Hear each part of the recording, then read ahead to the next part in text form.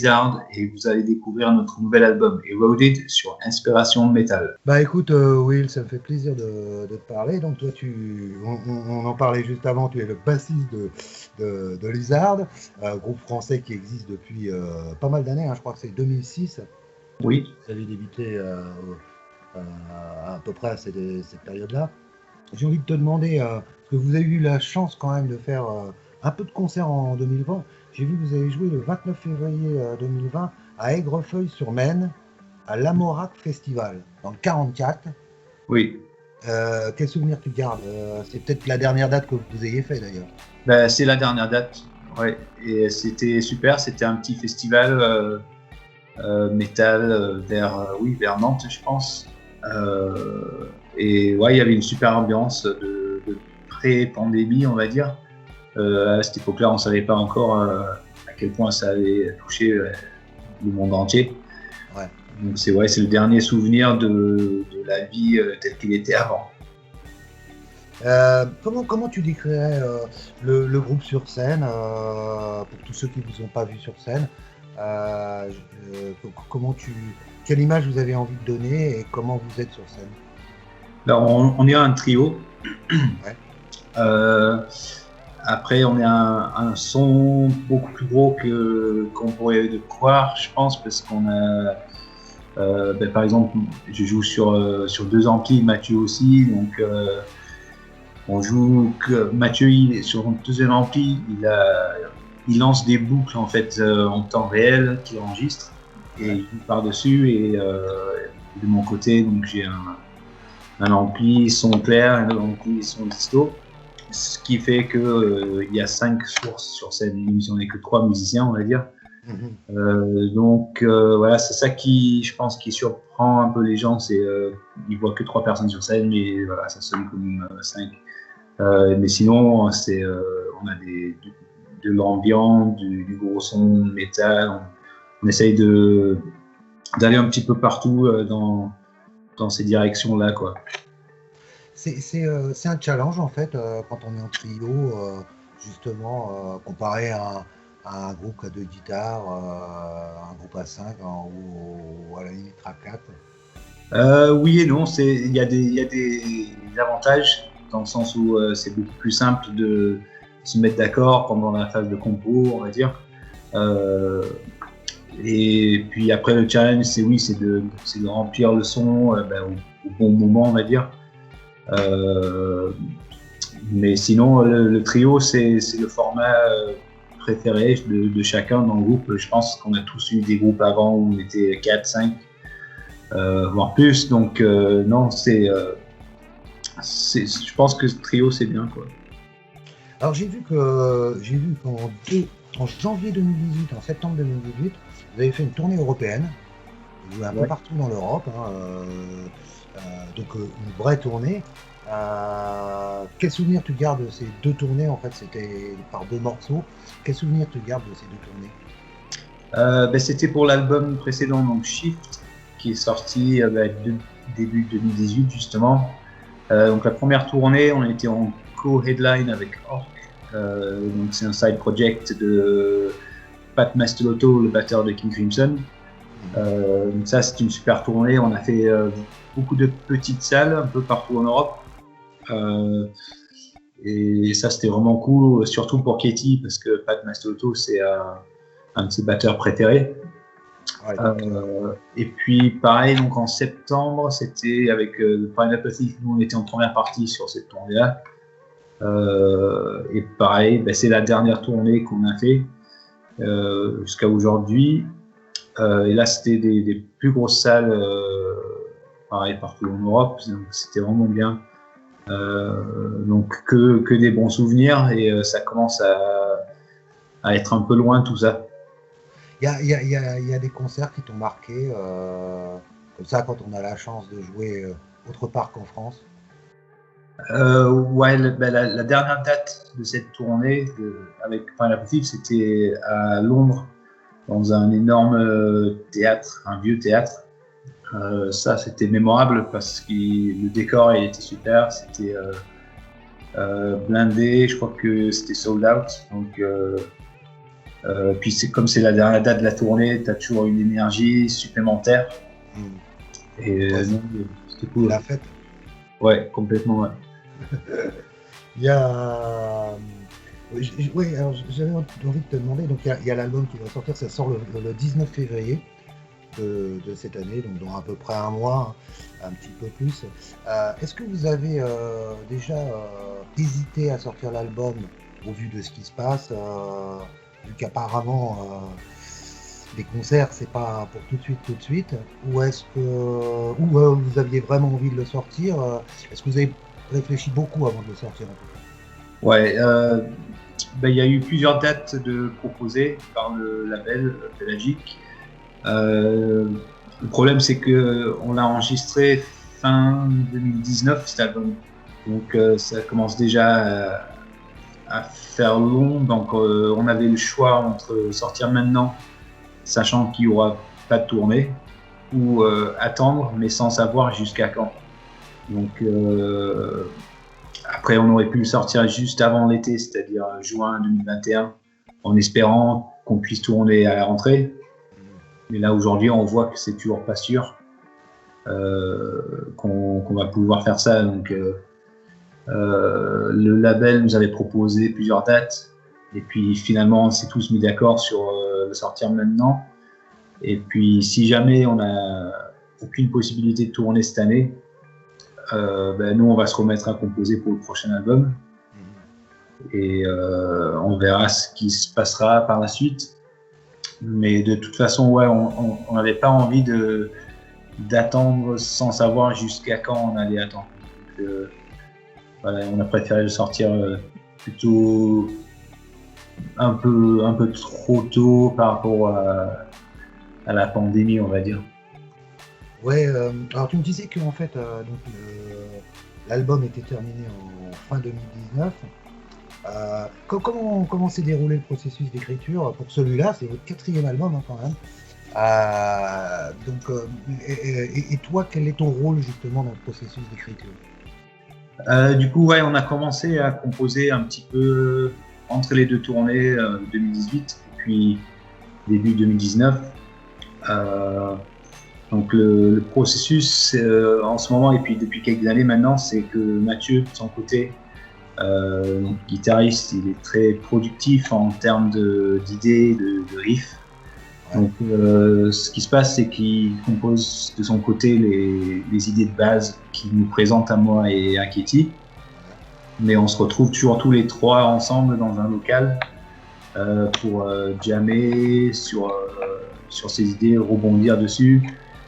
Chacun amène sa touche à l'ancienne en fait. Donc tous les compos se passent vraiment au local où une espèce d'alchimie entre les trois membres, on peut dire. Donc voilà, et après cet album, c'était vraiment on voulait viser l'enregistrement pour l'année 2019 et une sortie on espérait pour l'été 2020. Donc on a déjà pris beaucoup de retard. Même avant la pandémie, on était déjà en retard par rapport à ce qu'on avait espéré. Mais c'est cool parce que là, du coup, on a pu prendre plus de temps de chercher un bon label. On est tombé sur Pelagic, qui colle parfaitement, je pense, à l'esthétique du groupe, musicalement et visuellement. Voilà, donc tout est bien qui finit bien. Bon, à part l'épidémie, quoi. Ouais, tu me parlais du label. Est-ce que parce que oui, vous venez de signer sur un nouveau label qui s'appelle Pelagic. Est-ce que vous avez eu plusieurs propositions et vous avez fait un choix entre différents labels? Et dans ce cas-là, comment on fait son choix finalement si on a la chance d'avoir plusieurs propositions de plusieurs labels? Comment on décide finalement, à part s'il y en a un qui met 1 million sur la table, mais ça va être un peu dur. Mais comment finalement on décide de choisir tel label plutôt qu'un autre? Je pense qu'il y a toujours une phase de négociation par rapport au deal que tu signes, mais après, pour nous, signer chez Pelagic, c'était déjà un bon pas en avant par rapport à ce qu'on avait sur l'album précédent. Donc, en termes de visibilité, investissement et tout ça, donc c'était pas trop difficile pour nous de faire ce choix-là. Après, bon, c'est compliqué parce que la plupart de la promo pour l'album, ça se fait en tournée. Donc, vu que c'est impossible pour cette année, on va perdre un petit peu ce part-là de promo. Mais apparemment, comme beaucoup de gens sont confinés, mais pas que en France, tout le monde est devant leur ordi, tout le monde écoute beaucoup plus de musique que d'habitude. Donc, c'est pas trop mal non plus dans ce sens-là pour la promo qu'on fait actuellement, quoi. Il y a du répondant. Vous avez essayé de peut-être développer votre côté médiatique par les réseaux sociaux, genre Facebook, etc. Pour développer plus, pour mettre plus en avant le groupe, vu qu'il n'y a pas de tournée, et que vous tourniez beaucoup d'ailleurs. Ouais, c'est ça. Normalement, sur Majestic, on avait fait 4 tournées, on a fait une centaine de dates un peu partout en Europe.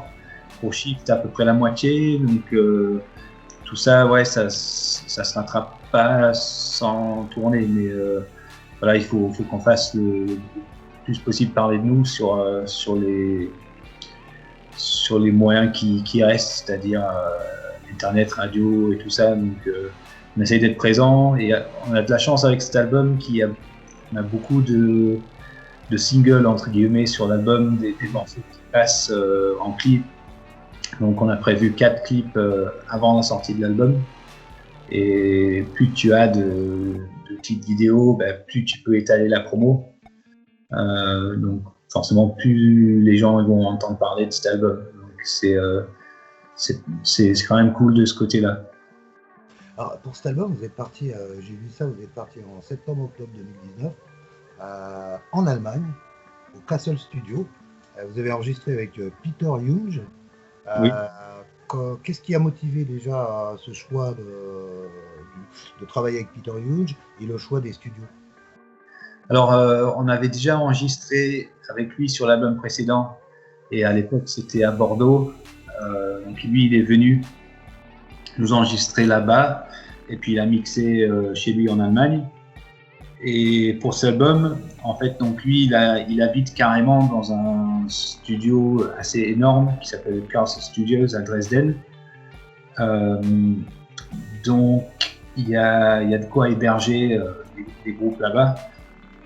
Et vu qu'il connaît le studio par cœur, c'était logique pour nous de se déplacer plutôt que de le faire venir en France. Donc on est resté un mois là-bas et on voulait pour cet album prendre plus de temps par rapport aux albums précédents, parce que auparavant on a toujours eu l'impression d'être pressé. On avait tu bookes 2 semaines, 3 semaines en studio, tu as une deadline, il faut que tout soit fini à tel jour.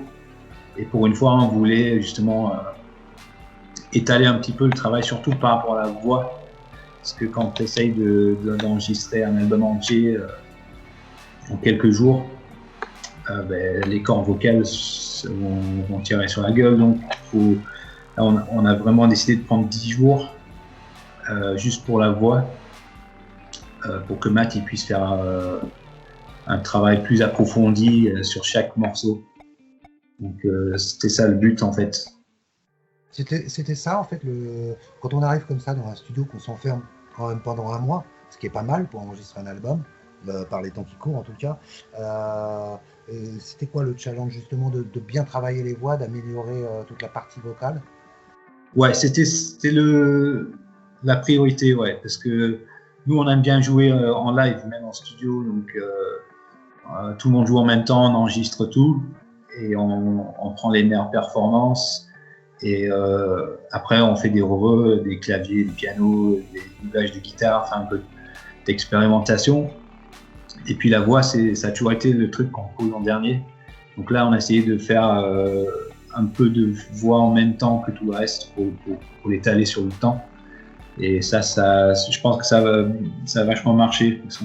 Si on compare la production finale de l'album, on entend qu'il y a plus de perfection, on va dire, sur la voix que sur l'album précédent. Et toi, en tant que bassiste, est-ce que tu te fixes des challenges? Quand tu rentres en studio, tu sais que tu vas enregistrer l'album, qu'est-ce que tu te dis? Quelles sont tes motivations? Quelles sont tes envies? On prépare beaucoup avant, on fait des pré-prod, on enregistre chez nous en salle de répète. Ouais, non, pas vraiment, c'est juste essayer de reproduire exactement ce qu'on avait prévu, en laissant une petite porte ouverte à des améliorations de dernière minute. Mais après, sur les années, quand on tourne, les albums ils continuent de vivre, d'évoluer un petit peu. Donc, je trouve que ça sert pas trop à grand chose d'essayer de faire un truc abouti à 100%. En studio, pour moi, c'est juste une espèce de capture d'écran de ce moment-là. À ce moment-là, ces morceaux, ils étaient là. On capture ça, et puis sur la route, les morceaux, ils vont revivre. Donc, à part ça, non, les sons, il y a toujours place pour expérimenter avec de nouveaux sons en fonction du matériel qui est à dispo dans les studios. Parce qu'à chaque studio a son propre son, son identité. Donc là, c'était la première fois qu'on enregistrait là-bas, donc il y avait quelques bonnes surprises à ce niveau-là. Mais sinon, non, pas trop d'objectifs, c'est juste pour le tout, en fait. Ça se passe comment en Allemagne? Je veux dire, quand vous êtes en studio dans un pays comme l'Allemagne, est-ce que vous êtes vraiment reclus pendant un mois ou est-ce que vous avez le temps de voir un peu la ville? Ouais, ça dépend. Là, vu le temps qu'on avait, en fait, le studio, c'est un espèce de château qui a été retapé dans un petit village. Donc, tu as des magasins locaux à proximité, mais c'est vraiment isolé. Donc, on était isolé du monde entier, mais en même temps, à une demi-heure, il y avait Dresden.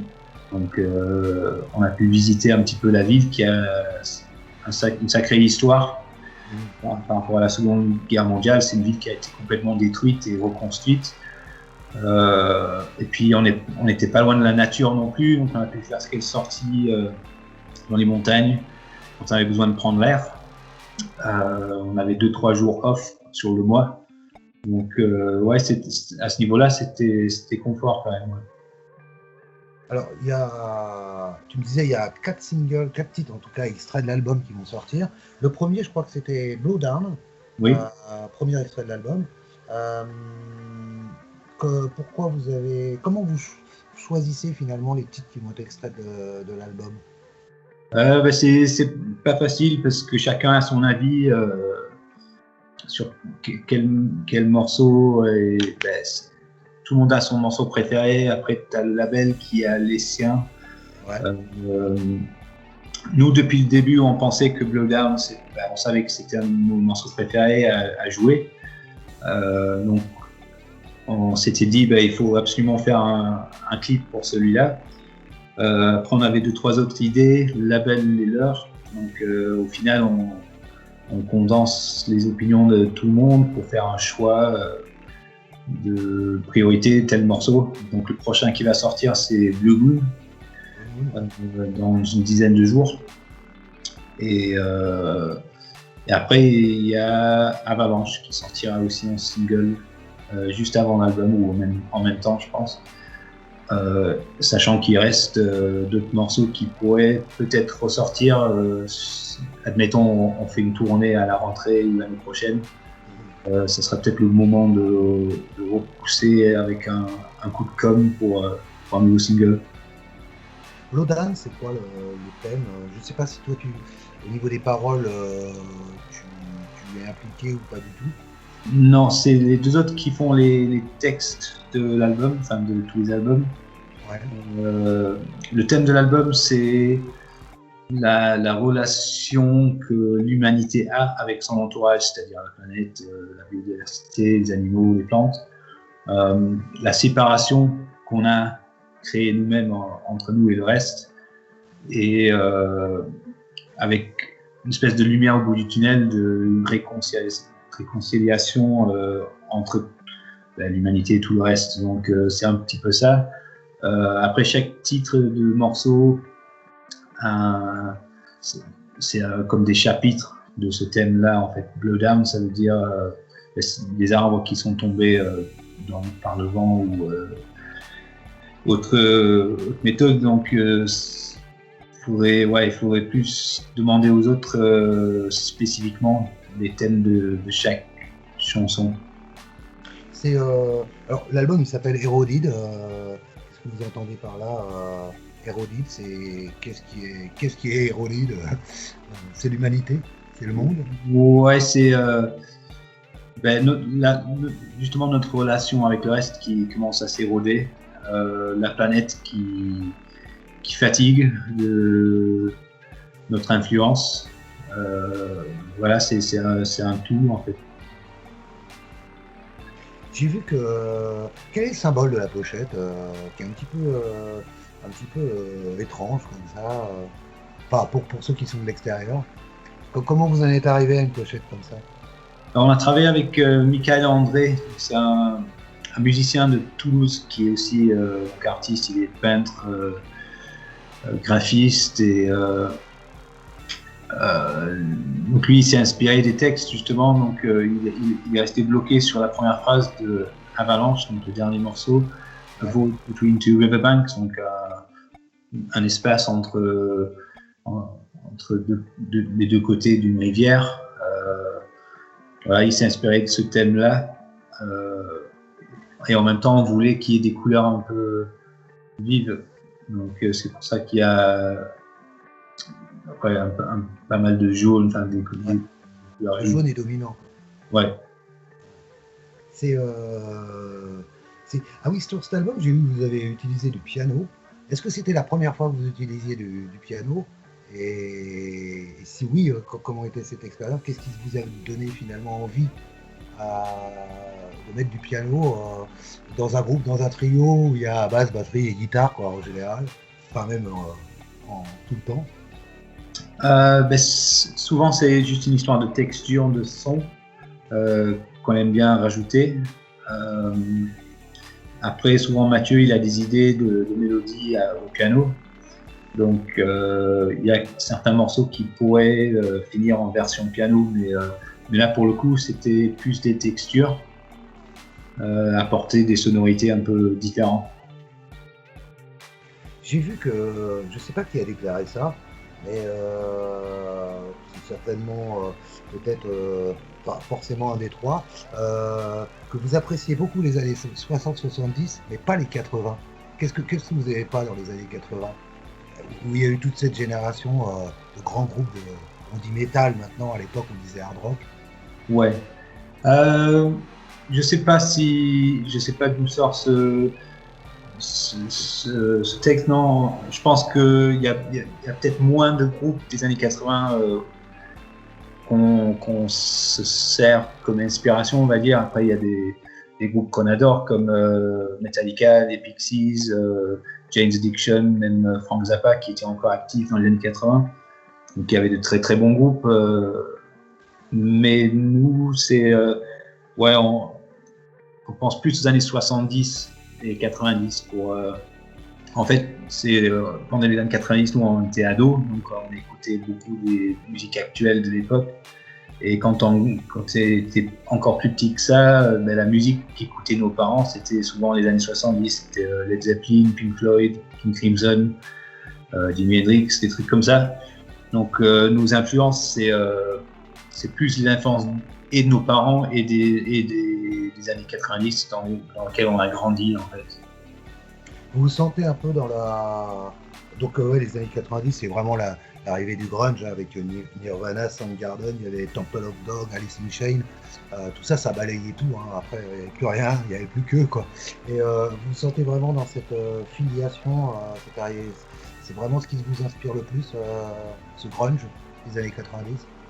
Ouais, grunge, ouais, tout ce qui était, même Pearl Jam ou Soundgarden, des groupes comme ça.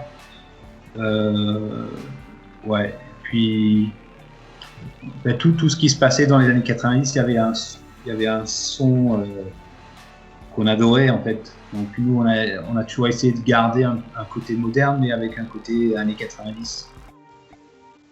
Alors, un truc incroyable, j'ai vu que votre premier album, il est sorti en 2012, je crois.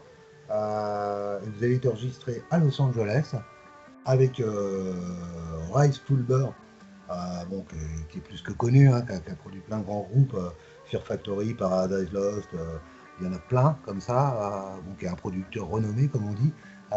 Comment on se retrouve déjà pour un premier album à Los Angeles avec un grand producteur, alors qu'on est français et qu'on vient de notre bonne vieille France? C'était une rencontre en fait. Il était venu en France pour notre premier EP. Il nous a enregistré à Bordeaux. Et c'était un petit peu la même histoire que là. C'était lui, donc il a son studio à Los Angeles. Et ça nous coûtait pas plus cher en fait de prendre des billets d'avion et avoir son studio gratos pendant un mois, plutôt que de faire venir en France et louer un studio ici.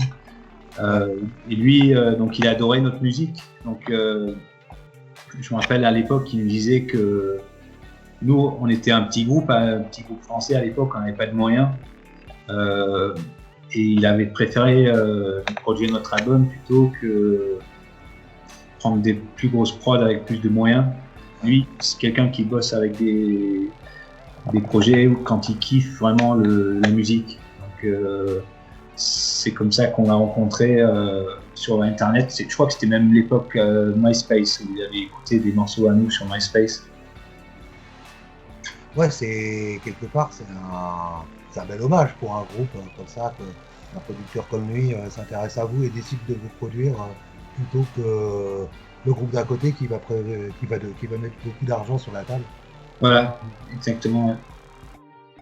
J'ai vu un truc incroyable. Vous avez ouvert pour Carmine Appice.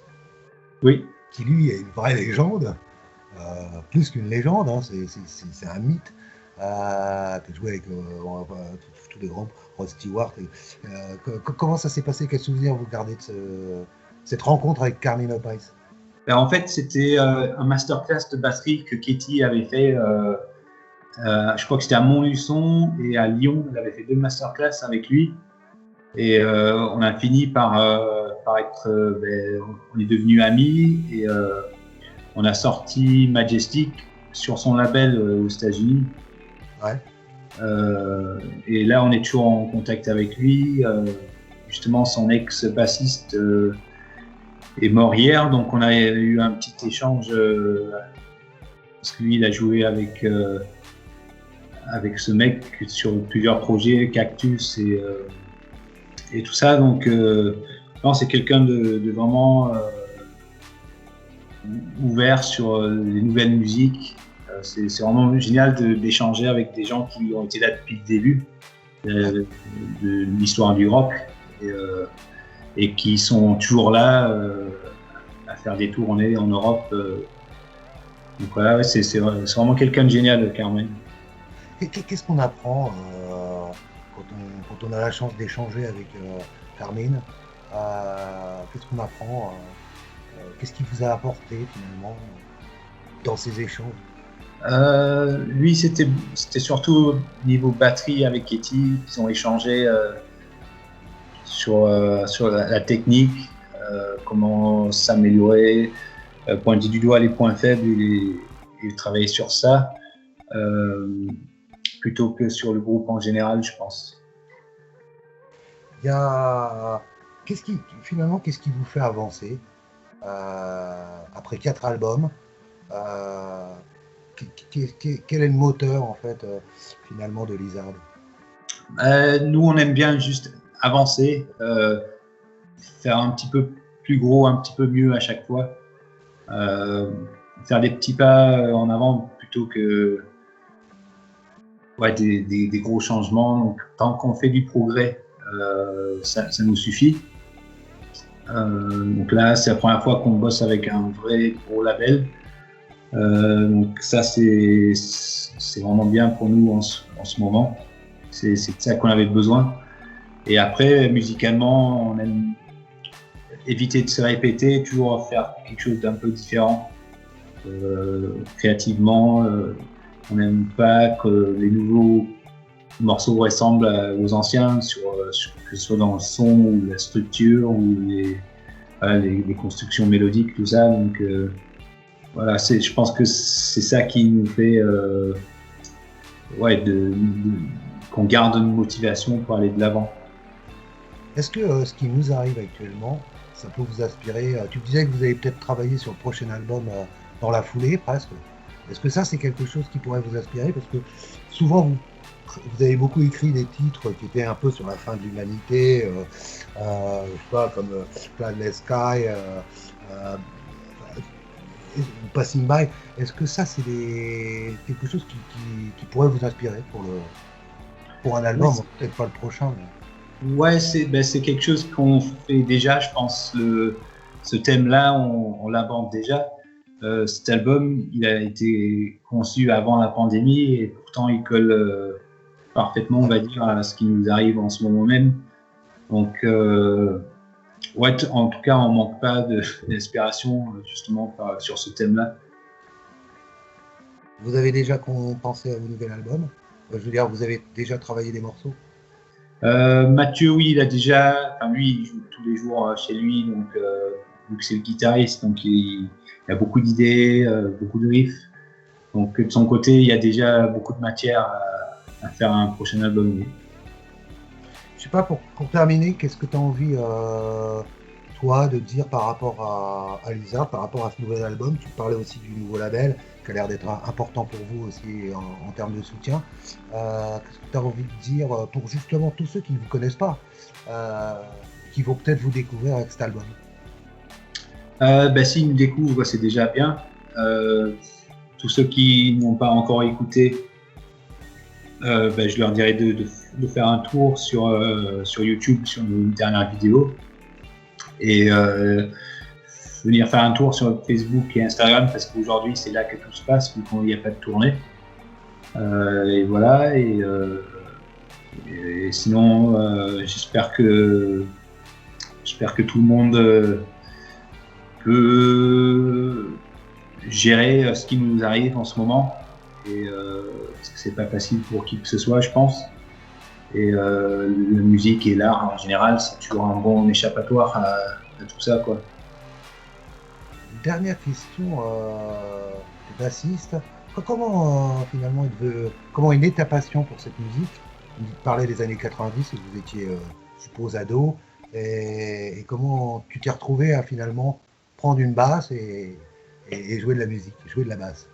Moi j'ai commencé à la guitare, j'ai même fait un peu de batterie avant d'être bassiste. Moi ce que j'aime, c'est juste jouer dans un groupe de rock, en fait, c'est ça qui me plaît, plus que l'instrument. Enfin, moi je vois la basse comme un outil de travail, plutôt qu'un instrument. J'ai pas une passion pour la basse comme j'ai une passion pour jouer en groupe. Alors que Kitty, par exemple, il est passionné et par la batterie et par jouer en groupe. Et puis Mathieu, c'est un guitariste depuis très très jeune. Donc moi, c'est plus le beat de groupe qui me passionne. Écoute, je te remercie pour l'interview, très sympathique. Et puis, je te dis peut-être à bientôt. Ouais, j'espère. Enfin, en vrai, je veux dire. Ouais. Merci à toi. Merci à toi. À bientôt. Salut, ciao. Ciao, ciao.